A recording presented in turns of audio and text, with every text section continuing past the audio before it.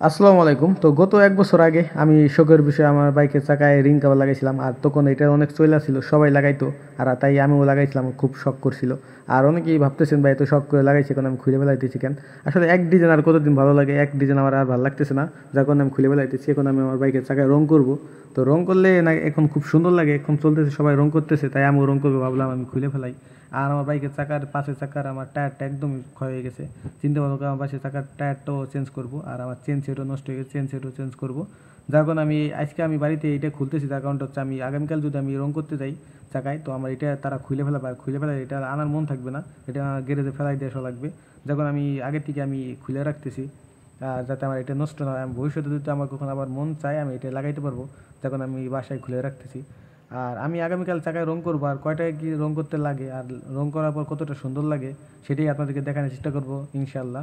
আর আমার বাইকের চাকার যে টায়ারটা চেঞ্জ করবো, আর টায়ারটা চেঞ্জ করতে কত টাকা লাগে সেটাও আপনাদেরকে দেখানোর চেষ্টা করবো ইনশাল্লাহ। তো দেখতেই পাচ্ছেন ভাই, চাকা খোলার পর কেমন কেমন যেন লাগতেছে, খালি খালি বোঝা বোঝা এতদিন লাগছিল, খুব সুন্দর লাগতেছিল। আর খোলার পর কেমন জানি একটা চুলা চুলা লাগতেছে। আসলে অনেক দিন ইউজ করতেছি তো, আর শোকে বেশি লাগাইছিলাম। আমার বাড়ি থেকেও খুলতে মানা করতেছিল, তারপরে কি করবো, আমি খুলে ফেলাবো, কারণ আমি চাকায় রং করব।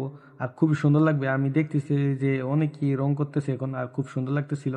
যখন আমি ওর চিন্তা ভাবনা করলাম যে আমার বাইকের চাকায় আমি রং করব, কালার করব। আর দেখতেছেন যে আমার চাকা একদমই নাই, মানে একদম চাকা ক্ষয়ে গেছে, যখন আমি টায়ারটাও আগামীকাল চেঞ্জ করব। আসলে টায়ারটার দাম আমার জানা নাই, আমি আগে পরে টায়ার লাগাই নাই। আর এই একটা বাইকের চাকার টায়ারের দাম কত একটু আপনারা যদি কেউ জানিয়ে থাকেন কমেন্টে জানান। আমি আগামীকাল সকালে ইনশাল্লাহ যাব।